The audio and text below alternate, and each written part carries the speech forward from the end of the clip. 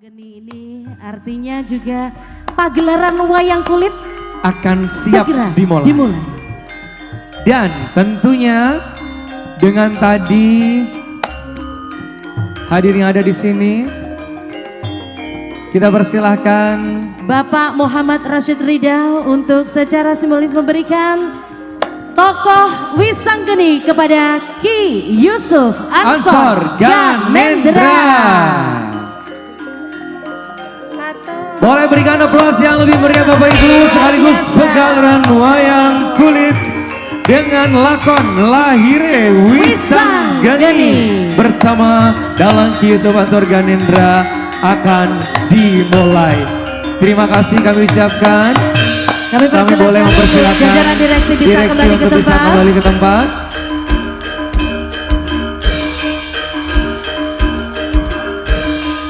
Sekaligus kami menyampaikan Bapak Ibu, selamat menikmati kuliner gratis bersama dengan Jatinong Indah. Tentunya berbarengan tadi dengan tumpeng yang sudah disajikan. Betul. Hari ini kami ucapkan selamat menikmati juga. Anda akan bisa menyaksikan kembali pagelaran wayang. Dan Bapak Ibu yang belum sempat menukarkan kupon, kami persilakan untuk kembali menukarkan kuponnya, ya. Dan jangan sampai lupa Mas Krisna, hari Minggu tanggal 31 Agustus, ikuti Jalan Sehat terbuka untuk umum dengan ratusan hadiah dan juga door prize menarik. Betul, lokasinya berada di depan kantor Jatinong Indah, Dusun Jatinong, RT 3, RW 1, Jatinong, Kanigoro. Baik, akhirnya kami Duo Priwil Krisna TV gitu loh, harus pamit undur diri. Selamat milad 55 tahun untuk Jatinong Indah. Semoga makin kompak, keluarganya makin banyak rezekinya, makin bermanfaat untuk masyarakat Blitar dan sekitarnya. Kami akhiri, wassalamualaikum warahmatullahi wabarakatuh.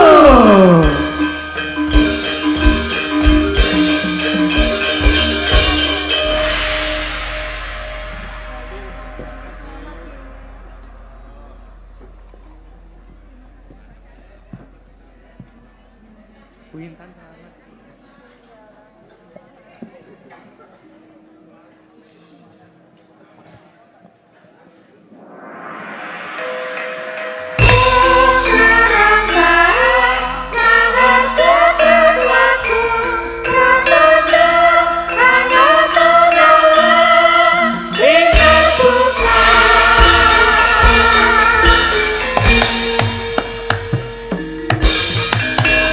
Pada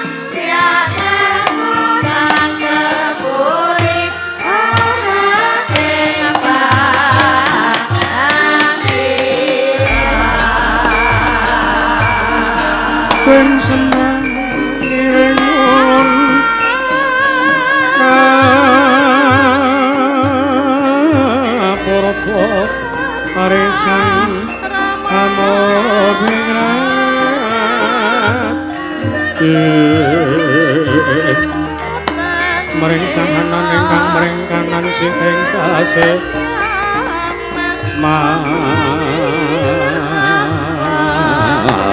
kuku kang saweko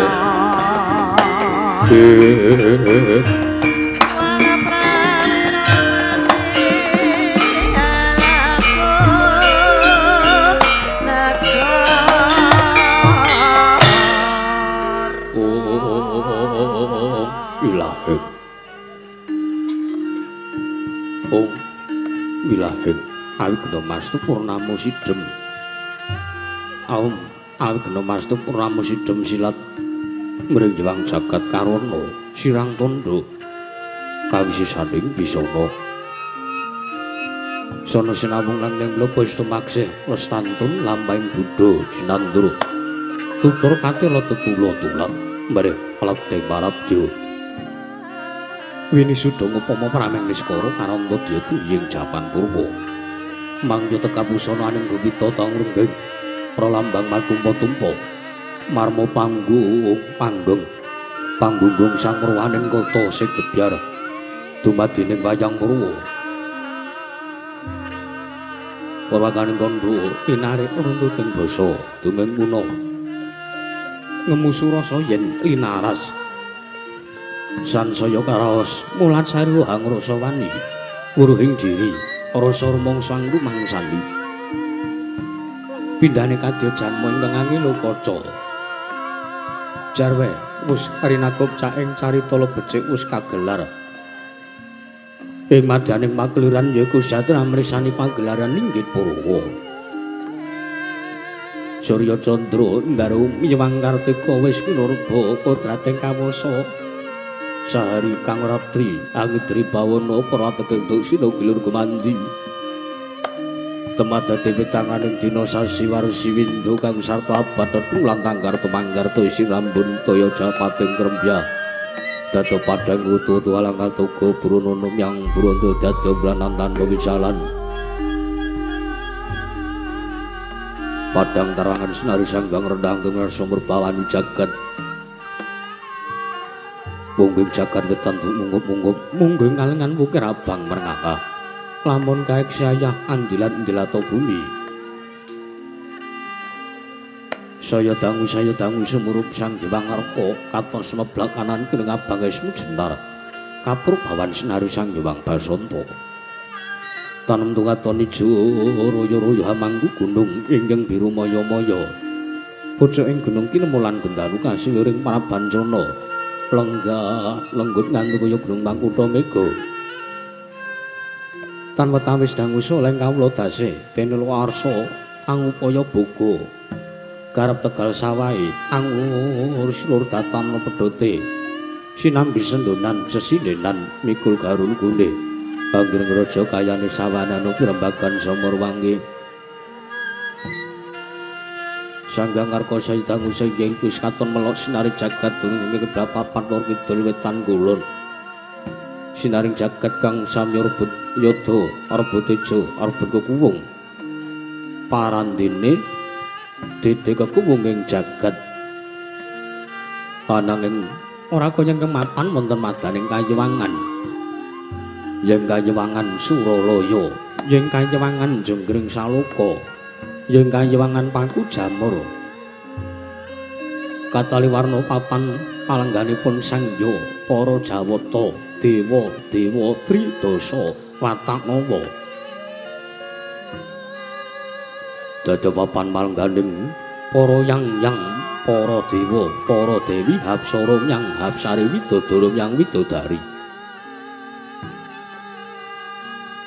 wonten madaning kayuwangan tebih saking raos regejegan datan wonten raos sungkawa wontenipun namung matsinamatan daya dinayan dasarnya para dewa ingkang sami wis angembat mring kewajiban miwah tanggung jawabipun piyambak-piyambak pramila datan wonten ingkang gadhahi raos sungkawa kang wonten namung raos suka tebih saking raos duka wontenipun namung raos rasa panarima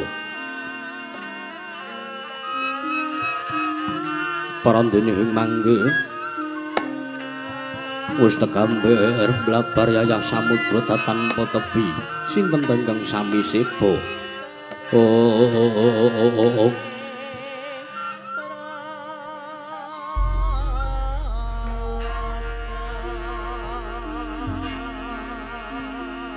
sowan ngarsaning nalindraning para dewa ingkang ngratoni Kayuwangan Suralaya amandhegani sangya pabarisaning para dewa Durandara Durandari Widodara nyang Widodari ingkang wis kepareng lenggah wonten ing madyaning Bale Martukundha kang wis lenggah siniwaka ing madyaning Dampar Selakanda Waru Binatur ya Selakanda Waru Binangun nenggih nalindraning para dewa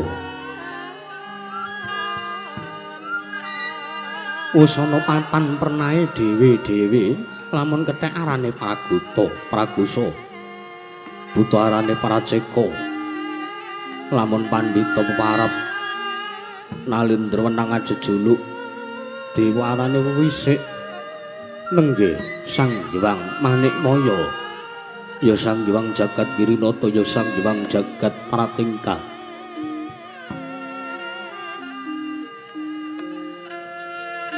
kang wis kepareng lenggah kang ratani Kayuwanganing Jenggring Saloka ya Paku Jamur parandene mangke sinebengkang putra jaweteng Kayuwangan Indra Loka nenggih Sang Hyang Bathara Indra ya Sang Surapati parandene mangke kekadhep dening Sang Hyang Bathara Masna putrane Sang Hyang Manikmaya tegambar mlabar yayah samudra tanpa tepi sangya para Jawata Durandara samya gandeng pasisiran jejel riyel arep petopet pipit prasasata topan nenggel tanpa sela labet sekathahing para seba ing jaya mludak gendera rentek umbul-umbul kekitrangan dalu yayah mondeng mangsa labu payung megar mendhe jamur barat ing mangsa rendheng tumbahing ngrapaya jati ngaraning mangsa katiga parandene mangke tidhem jinemadaning parpatan agung sangya para dewa para dewi widodara yang widodari tridasa wataknawa datana ingkang kapireng kejawi amung ungling gangsa Lokananta sireping gendhing gangsa Lokananta Sang Hyang Manikmaya arsa nimbali dhateng praptanipun dewaning Gudha pangarencana nenggih Sang Pandya Bathari Durga ing Kayuwangan Surdaya pramila dadosaken kumangling ijeling panjugeng dereng kawedharing lesan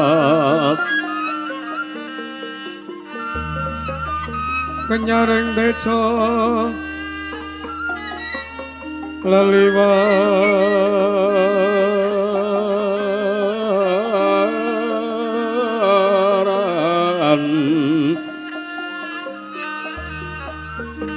ler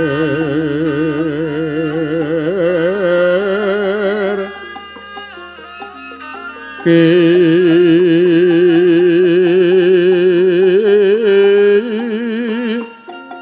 laci sireng dadet ong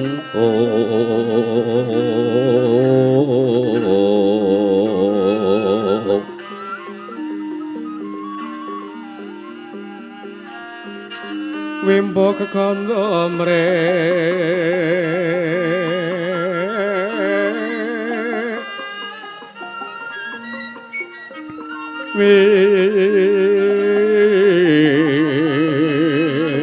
winen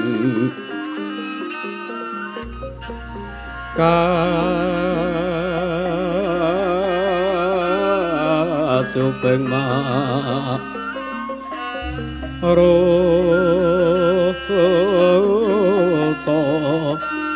mando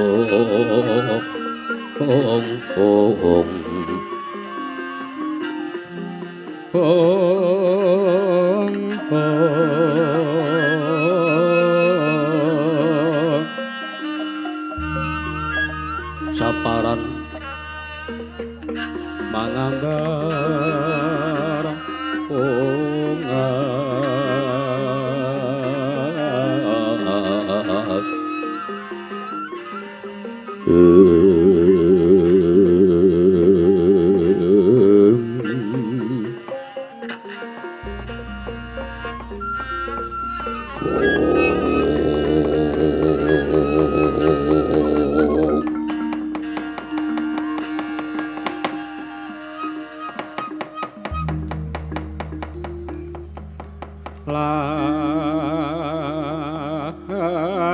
lamun sira angga guru kaki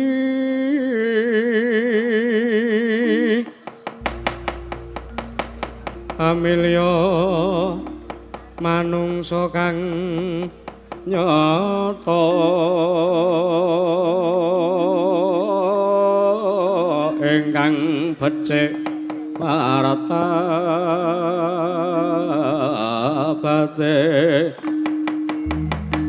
sarta kawruh mring hukum kang ngibadah lan ngirangi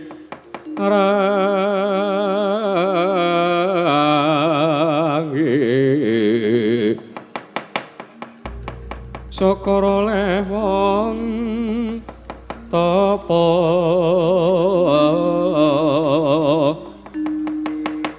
ingkang wis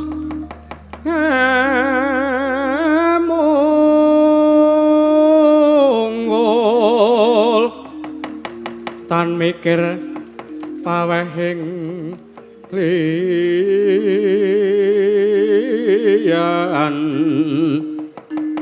iku pantes Kuranana kage sartane kawruhana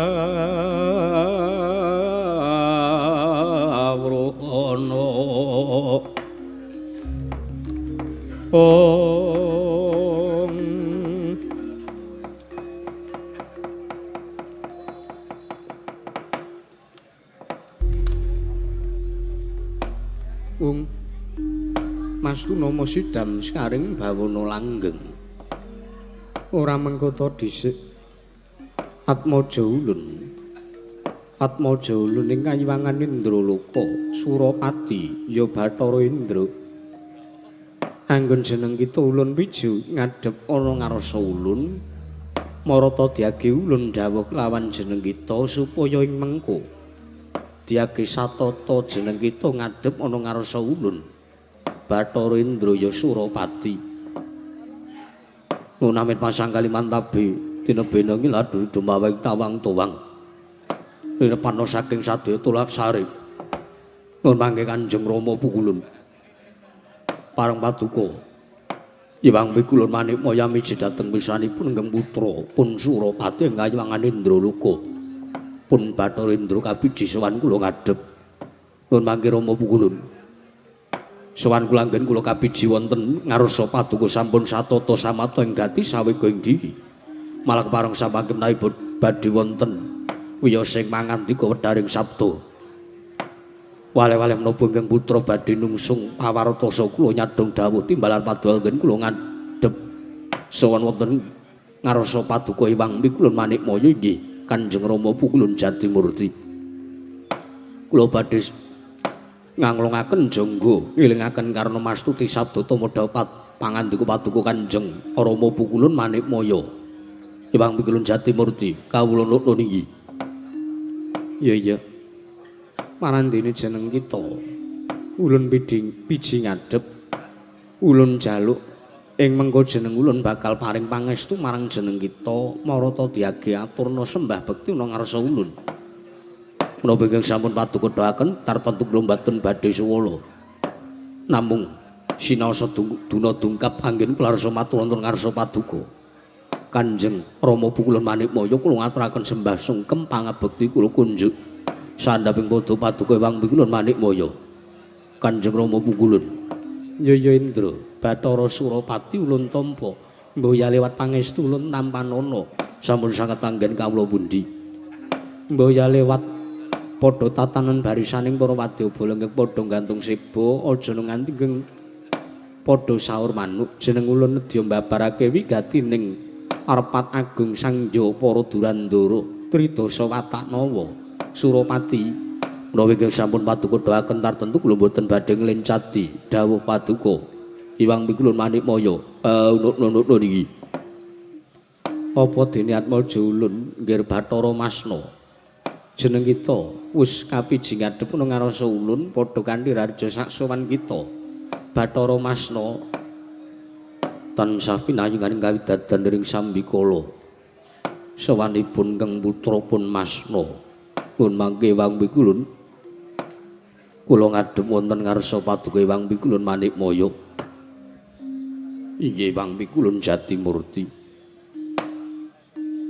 Sowan kula tebih saking Rubeda, kepareng kula ngaturaken sembah sungkem pangabekti kula kunjuk sandhaping padha paduka Kanjeng Rama Pukulun Manikmaya, Hyang Pikulun Jatimurti. Kanjeng Rama Pukulun jagat paratingkah. Yaya nggih Bathara Masna. Jeneng kita atur bekti ana ngarsa ulun mboya lewat pangestu ulun wae tampanana sampun sanget anggen kawula pundi.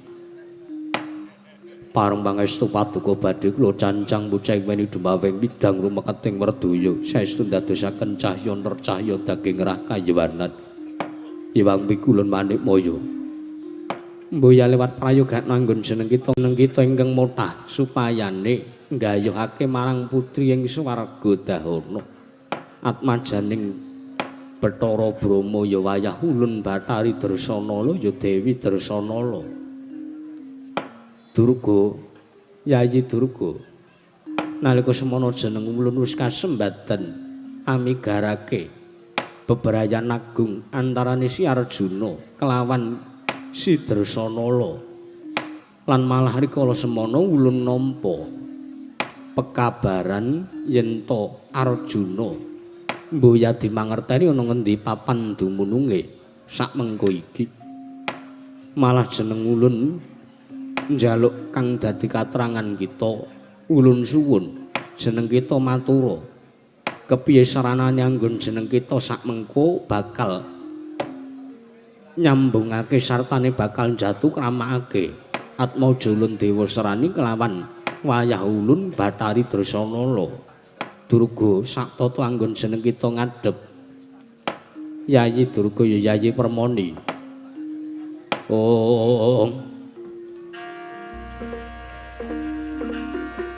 Leng-leng ramyan ingkang driya lir Jewang Candra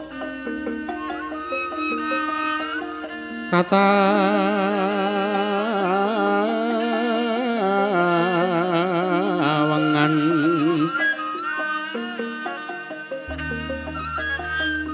sumu ing tias katuretan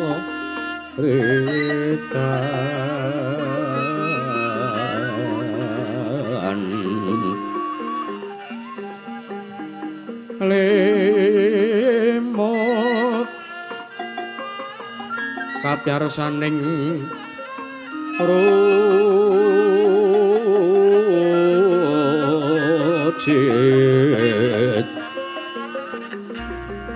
aram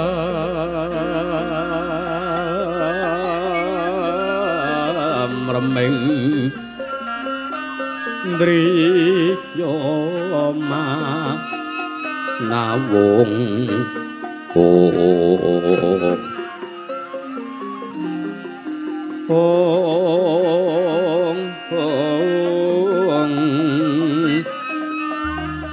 kagawang ing Jewang Wisesa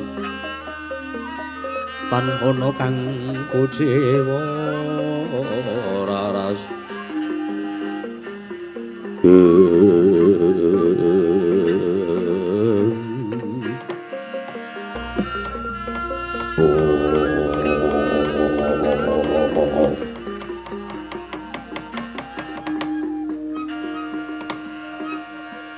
Titian Walarudra Mas Matek Raja Dewakuna namit pasang kaliman tabi dina bena ing ladune dumaweng tawang towang bukulun. Nuwun sewu samangke paduka miji dhateng wiswanipun ingkang abdi pun Bathari Durga inggih ingkang rayipun permoni batopet. Kula kapiji sowan kula andang bab perkawis anggen kula sak mangke badhe mala kramaken atmaja kula inggih atmaja paduka pun dewa srani kelawan calon mantu paduka inggih calon mantu kula kaliyan paduka inggih menika pun Bathari Dresana pukulun iya jeneng kita wis satata ngadhep marata diagi matura kabul kawusanane apa nuwun sewu sedya lepat aturipun ingkang abdi pun Bathari Durga inggih ingkang rayipun permoni teka samangke paduka Hyang Pikulun Manikmaya inggih sesembahan kula pengayoman kula katresnan kula ingkang sampun paring dawuh kados mekaten teges samangke paduka menika estu sampun pirsa dhateng mbah sing kawontenan antawisipun si Dresana ingkang rikala semanten paduka paring dawuh kelawan pun Bathara Brahma kinen migaraken saha misaken bebrayan agung antawisipun Dresana kaliyan Janaka batopet sampun kasembadan pukulun iya bab perkara iku jeneng ulun wis mangerteni inggih banjur ulun njaluk marang jeneng kita kados pundi jlentrehna perkara ingkang saknyatane Durga inggih menawi paduka ndang bab perkawis saha kasunyatan ingkang dumadi nalika kula badhe angruda paripeksa dhateng pun Bathari Dresana nika semanten batopet jebul tinemunipun Dresana menika sampun ngandhut jabang bayi to tegese piye batopet bicara menika mboten pirsa nalikanipun Dresana menika badhe kula wigaraken nalikanipun Dresana badhe kula pisaken bebrayanipun kaliyan pun Janaka jebul menungsanipun pun meteng ngaten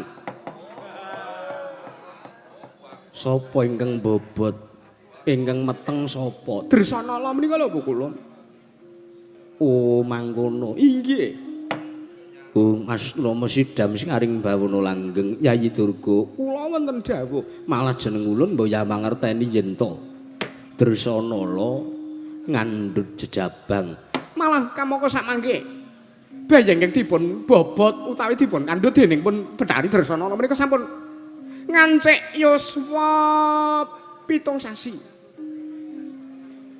sampun ngancik yuswa Sabta Candra rikala sakmangke kula rudha paripeksa ngantos kami gilan panjenenganipun inggih piyambakipun Bathari Dresanala nalika semanten kula bujung kula uyak batobe tumbat boten kinten babar pisan mbok menawi saking rasa saya piyambakipun pun Bathari Dresanala menika malah ndoboli mekaten. Tegese piye Yayi Durga? Nuwun sewu jenengan kok mboten pirsa dhateng tembung ndoboli menika lho. Kuwi apa tegese? Ana ing kayiwangan ya para dewa Tridasa Wataknawa mono mboyang nggunakake tembung ndoboli. Merga ning kayiwangan kabeh kuwi katata. Inggih. Tegese apa ndoboli kuwi? Nuwun sewu amin sewu. Iya. Bathari Dresanala menika nglairaken jabang biyangging pun kandhut kamangka yuswanipun umuripun menika nembe Sabta Candra. Iya. Limrahipun tiyang meteng menika rak 9 sasi 10 dina.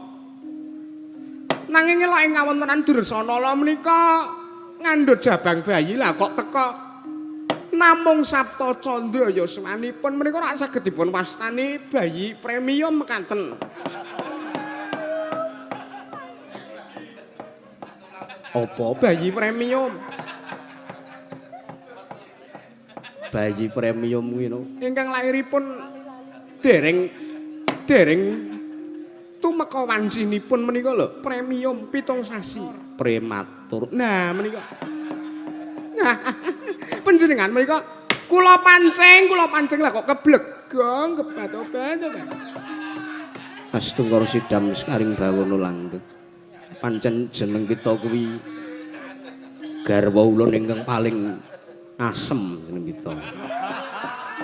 Nyata jeneng kita ingkang ulun tresnani Yayi Durga. Inggih. Iya, Yayi Durga. Inggih. Sak banjure kepiye kananing si jabang bayi? Bat-obat gandhe kula menika sampun sengit. Kula menika sampun sengit lahir lan batin. Bat-obat kula niku sengit kalih Janaka. Inggih.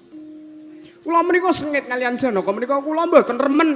Kula sengit, kula gedhing kalian Janaka. Pramila kula nyumurupi tedhaturinipun Janaka ingkang dipun kandhut dening Dresanala menika bat-obat. Bayi menika kula tatapke teng padas.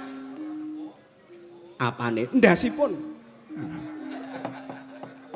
Jeneng kita kuwi peranganing Jawata teka duweni wewatekan ingkang wengis. Nuwun sewu. Iya. Jalaran lan dasar kula menika kula pun sengit kalian Janaka. Sababe apa lan dasare apa jeneng kita sengit kelawan wayah ulun ing Madukara Arjuna. Nalika kula ngaturaken katresnan kula dhateng pun Janaka kula menika dipun tampik.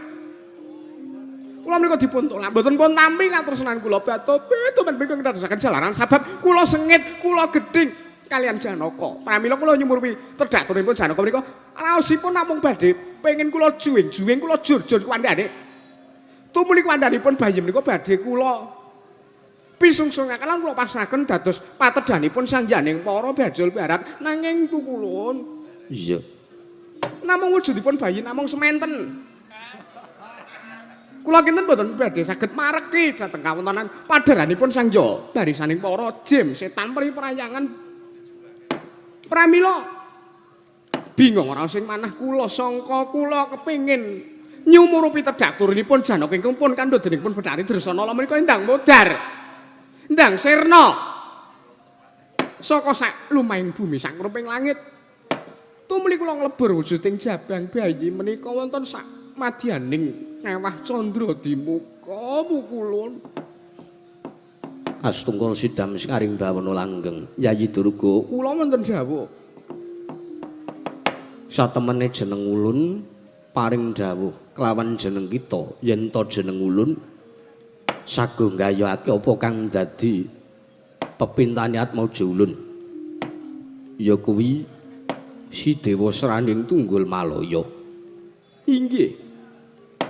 Merga nalika semana jeneng kita ingkang meksa marang jeneng ulun yen to ngasi jeneng ulun mboya nuruti apa kang dadi penangis Atmaja ulun si Dewa Srani jeneng kita bakal suduk sarira malah kepara kepengin sedo lan kepengin sirna saka asta panjenengan ulun.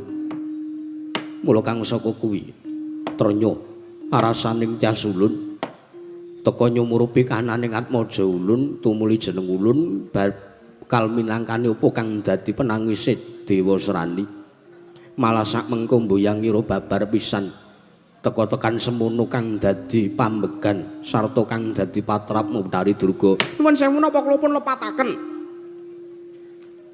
Lire piye teka jeneng kita matur kang mangkono. Nuwun sewu kula nggadahi patrap kula nyirnaken dhateng bayi Atmajanipun Dresana menika kula menapa nggadahi kelepatan.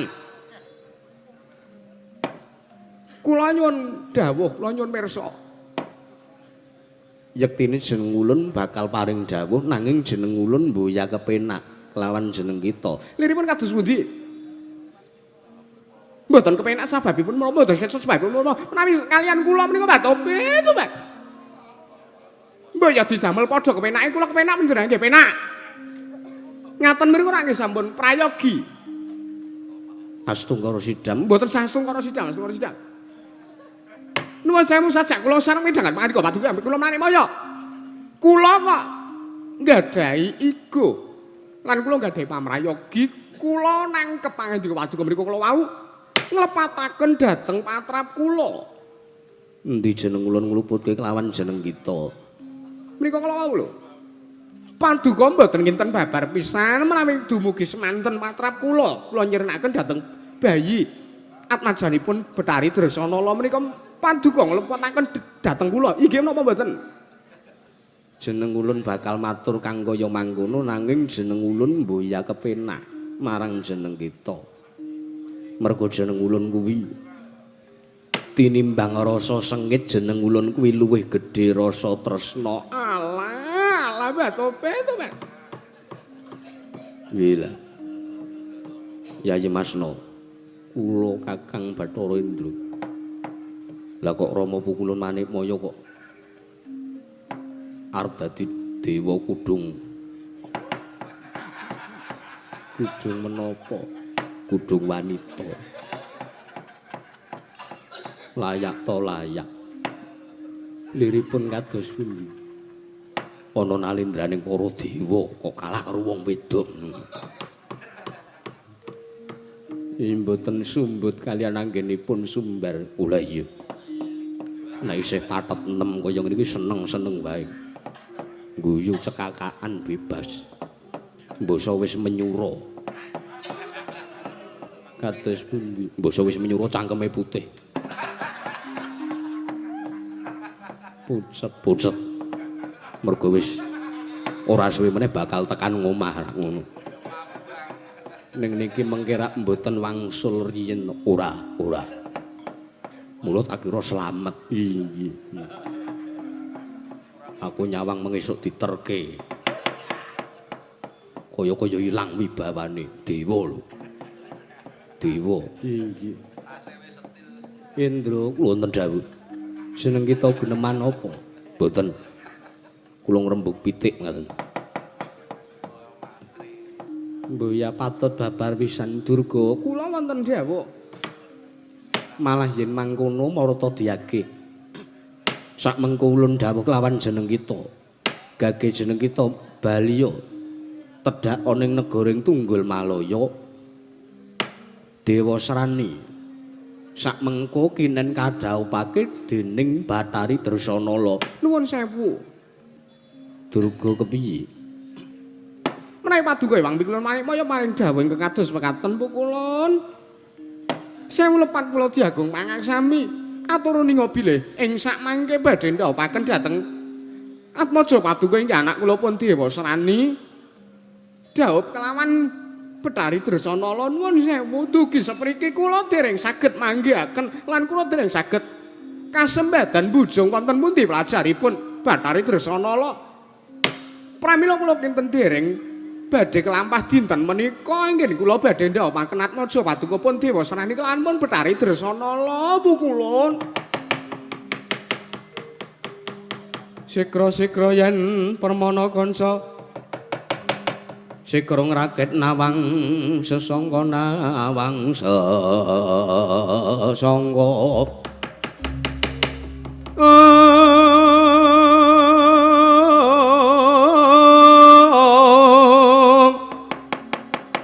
Nalendra mbek marma sing sang katri kumulung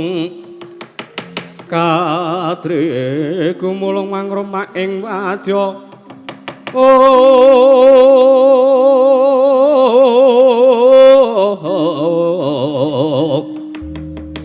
Warda kurare kagiri ro nanggana magawe kelar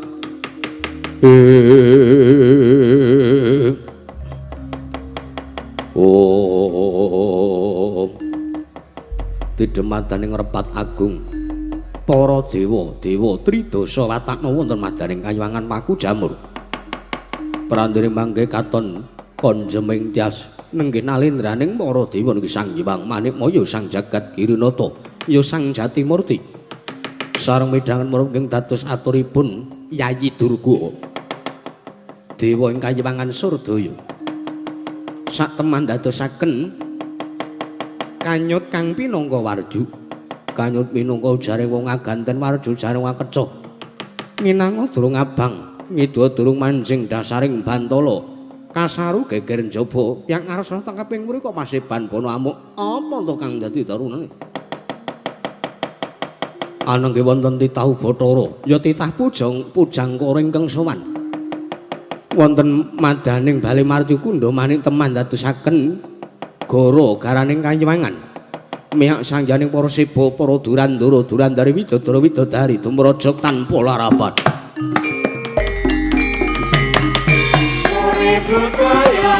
budaya renagri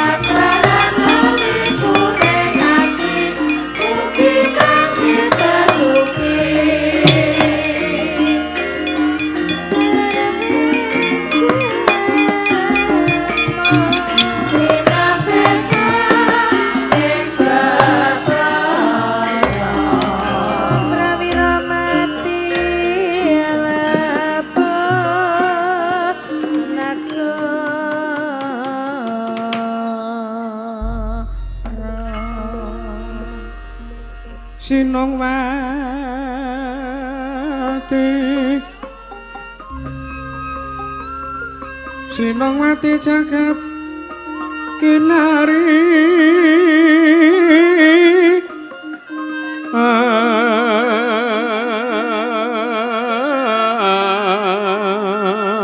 amung mbak lumembak ombak ing samudra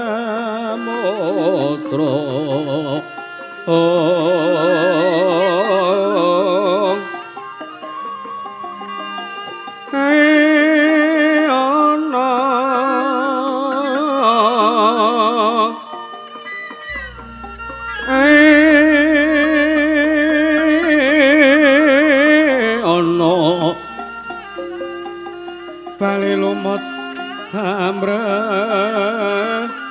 kanggang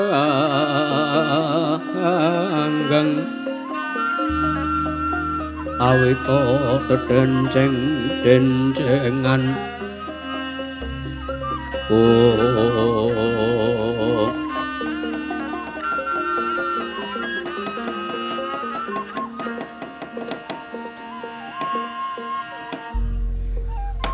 Mas Nomo Sidam Skaring Bawono Yayi Durga kula wonten maring dawuh pukulun ora mengkuta dhisik teka durung purna anggon jeneng ulun sak pejagung lan nampa kang dadi atur kita la kok teka dumadakan kayewangan jenggring saloka kesasapan hawa panas ya kengkeng awasta goro garaning kayewangan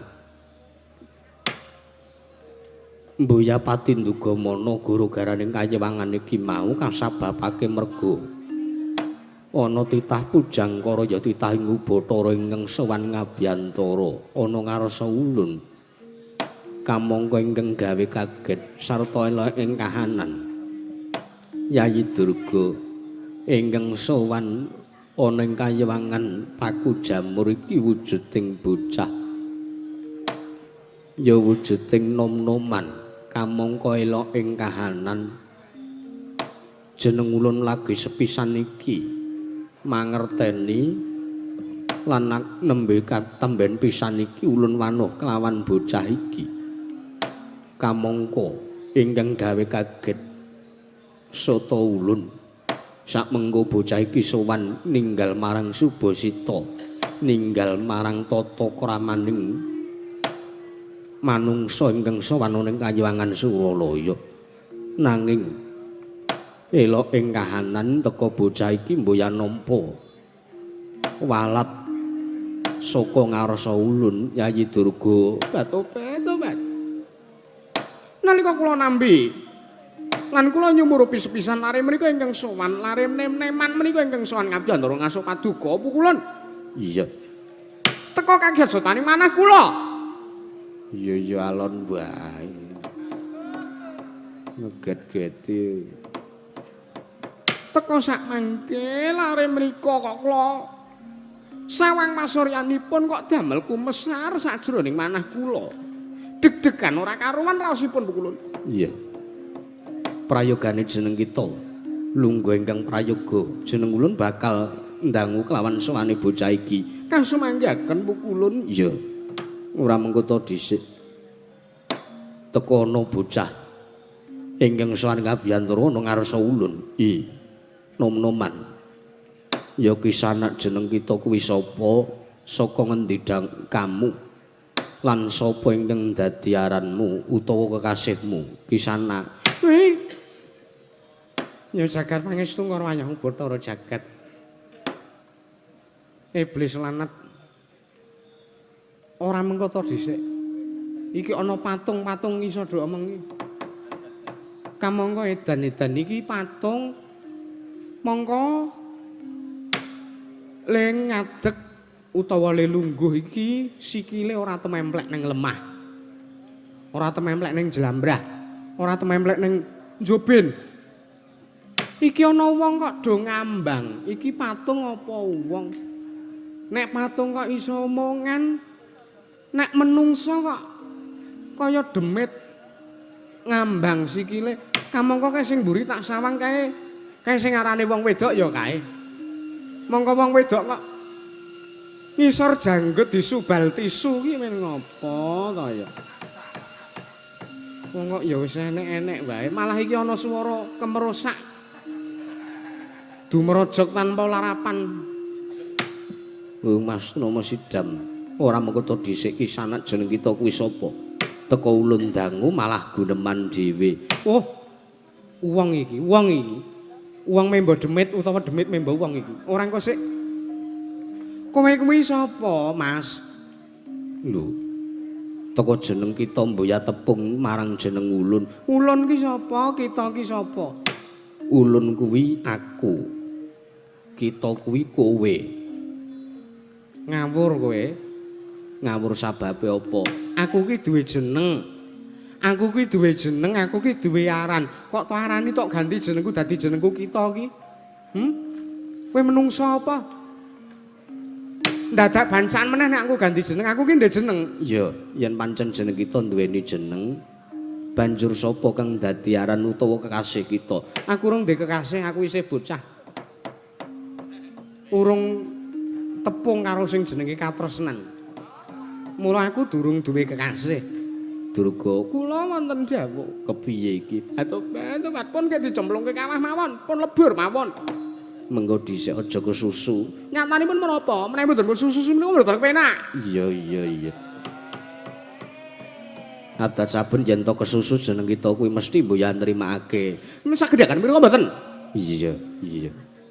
Pun kek lebur mawon. Mengko sik. Iya. Banjur sapa aran kita? Takon karo aku, Bos. Takon karo aku. Aku jenengku Bambang Wisanggeni. Bambang Wisanggeni. Iya.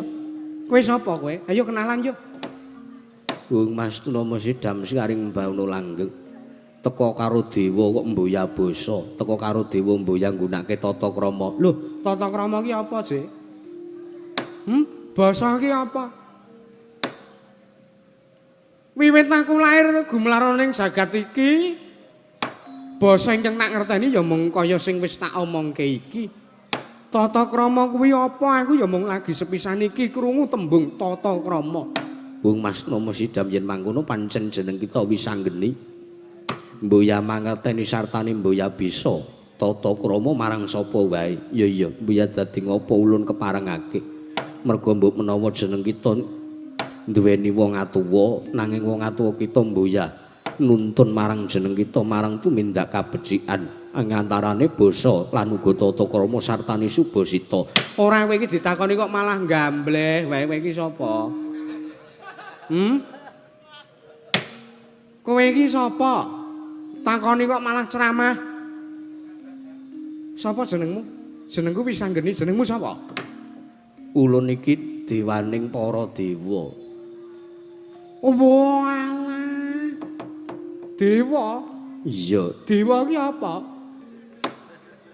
Durga. Kula. Ulun malah bingung dhewe. Batu-batu, Pak. Bingung kados pundi? Angel omongan karo bocah iki. Menawi angel mboten sampun garap. Ah iya. Seneng kita kuwi kok pila boronge wangi sak biyantu marang ulun kok. Dewa ki apa ya? Dewa ki apa? Dewa kuwi pejabat ingkang maranata tata hukuming jagat. Walah pejabat to. Iya. Korupsi ora kowe? Negara nganggo 2 tahun terus arep mbok jaluk ngono kuwi. Kowe peranganing dewa sing kaya ngono kuwi ora? Mboya. Ulun iki menata marang yiwananing jagat lan ngreksa marang katentremaning jagat. Ya jagat pangestu ora aja kok blek iblis lanat padha jek-jekan. Kence-kence wali kence sadacetan wali kopir. Kowe sapa tak takoni? Ulun dewaning para dewa ya jeneng ulun Sang Hyang Manikmaya. Oh alah Sang Hyang Manikmaya. Iya. Ya Sang Hyang Bathara Guru, ya Sang Hyang Jatimurti. Wisanggeni. Apa? Manikmaya. Lho. Saora-orane jeneng kita nggunakake tembung pikulun. Pikulun apa pikulan? Pikulun. Ana dawuhmu apa? Pukulun Manikmaya ya pukulun Jatimurti. Apa to kang dadi darunane lan apa kang dadi wigatine? Teka jeneng kita ngabiyantara sowan ana ngarsa ulun ya ing Kanyewangan Suralaya Wisanggeni. Blaka Suta cekak supaya aku neng kene aku teko arep gelut. Dulu. Tegese Blaka Suta aku tekan kene aku arep gawe perkara. Kayangan arep tak osak sik. Kayangan arep tak obrak-abrik, arep tak biyuki bathang sak yuta. dasar lan jalarane apa teko jeneng kita duweni patrap lan pakarti kang kaya mangkono. Aku ora seneng karo dewa iki. Aku ora seneng karo dewa. Kondange jagat padha nyebutake dewa kuwi menungso ingkang kudune paring katentreman marang sagung para titah sartane marang sagung kawula dasih. Ning nyatane apa? Dewa iki ingkang kudune leladi marang masyarakat utawa leladi marang kawula cilik malah kebalik. Kanane ku walik dadi kawula cilik ingkang leladi marang kananing para dewa. Tegese piye? Sepisan sing cetha lan sing baku sowan kono kayangan endi iki? Suralaya. Nah, Suralaya iki aku arep gawe kisra. Ning ora kok tanpa sabab aku gawe kisra ning kayangan. Anane aku arep gawe kisra iki mergo aku arep takon janjane wong tuaku ki sapa? Mas Nomo Sidam. Wis meneng sik kowe aku tak omong. Aku omong aja mbok pedhot, aja mbok sela. Permoni piye? Maduku ajur. Iya. Merinding kabeh. Dewa kok merinding barang. Aku tak omong. Iya Wisanggeni piye? Aku arep takon karo kowe. Timurti, Jatimurti. Aku arep takon karo kowe jare kowe dewaning para dewa, kowe ratuning para dewa ya. Nek pancen kowe ngono kudune kowe ngerti marang sapa bapakku, sapa ibuku, saiki aku tak takon karo kowe. Manikmaya. Kagatri sang kapirang urinanggul kinempet kempet. Dusang repnaning bawana. Oh, Astungkara Sidam saring bawana langgeng Wisanggeni. Apa? Kagiat Sota ulun teka sak mengko jeneng ulun nampa kang dadi atur kita. Aturku apa? Arep tanggep luput ngono apa piye? Mbuyak. Ya mung ning atase jeneng kita kuwi bayi wingi sore, mung nom-noman lah kok teko arep gawe Karangabang Kayuwangan Suralaya. Apa ya bakale kelakon ping pindhone? Jeneng kita kuwi wis nerak Subasita sak mboya-mboyane. Yen to jeneng kita mboya bisa tata krama sak mboya-mboyane ngajeni marang panjenengan ulun. Ora sudi ngajeni ki apa? Tembung ngajeni ki apa? Aku tak takon tembung ngajeni ki apa? Bakune sowanku mrene marang takon bapakku sapa, biyungku sapa. Kowe iso meneh katrangan apa ora? Wis bakune kuwi Wangsulana. Bapakku jenenge sapa? Ibuku jenenge sapa? Bapakku ki wonge elek apa wonge bagus? Ibuku ki wonge ayu apa wonge lemu kebak kaya gaweane mangan. Ibuku ayu apa ora? Aku tak takon karo kowe Wangsulana pitakonku. Yen to jeneng kita nyuwun pirsa marang panjenengan ulun Blakasuta Wisanggeni ulun mboya mangerteni. Piye? Jeneng ulun mboya mangerteni apa kang dadi pitakon kita lan jeneng ulun mboya bisa mangsil apa kang dadi wangsu pitakonan kita. Wah, nek ngono pancen dewa keparat kowe. Ya. Tak kira ora ana ingkang bisa mepalangi sing dadi kamurkane Bambang Wisanggeni. Banjur karep kita arep kepiye? Lekno mripatmu sawangen gatekno gobokmu. Ora nganti tulung kedheping peninggal Kayangan Suralaya tak obrak-abrik parat.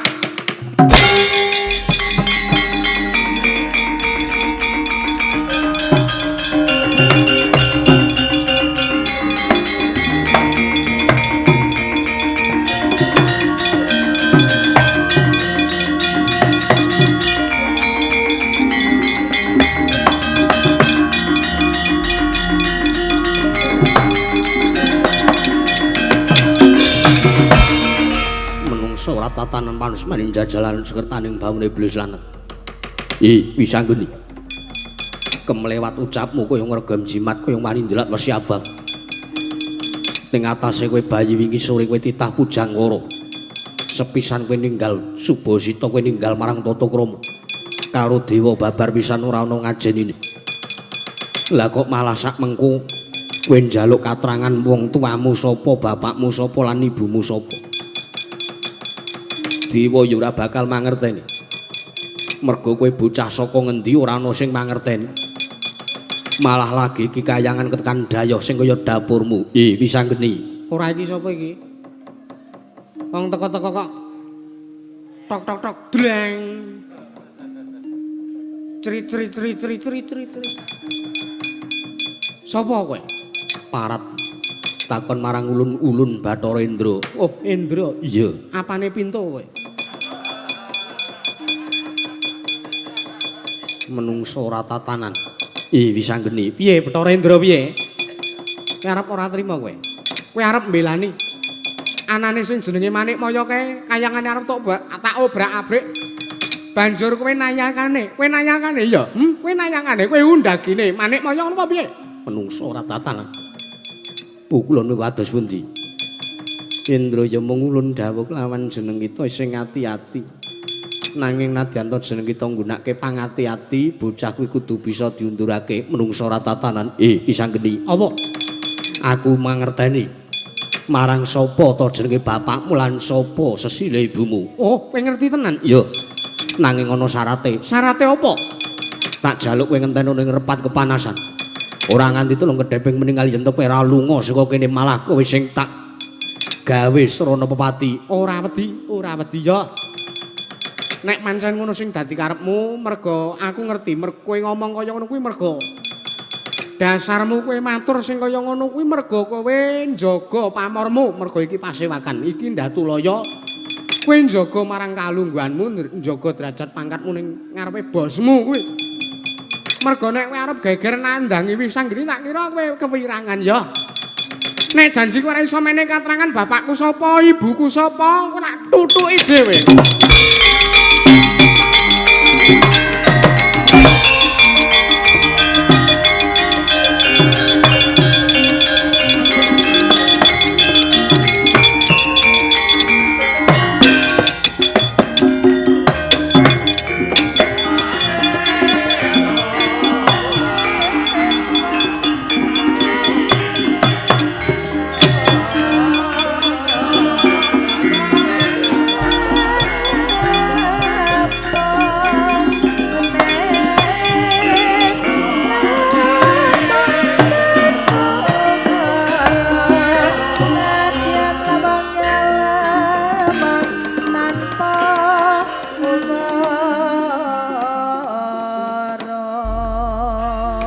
Astungkara sidam sekaring bawana langgeng Indra kula wonten dawuh Kanjeng Rama pukulun.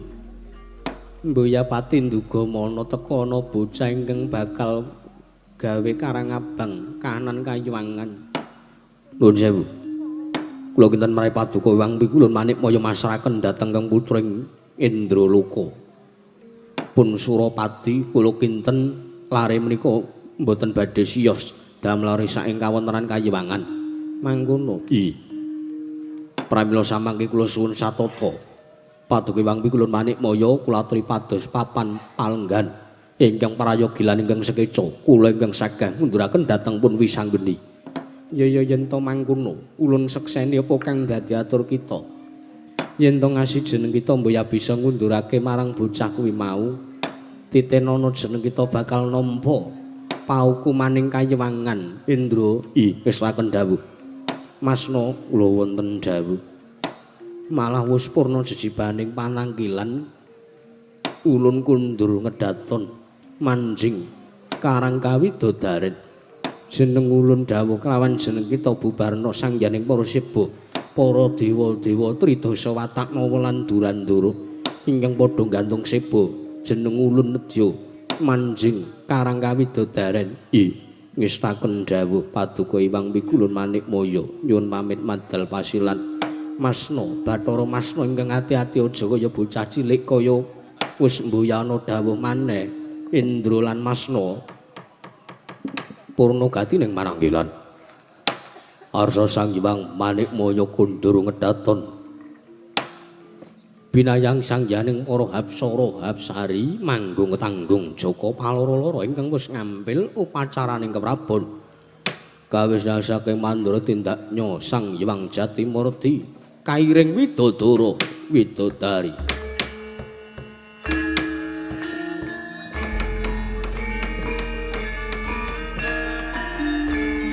Om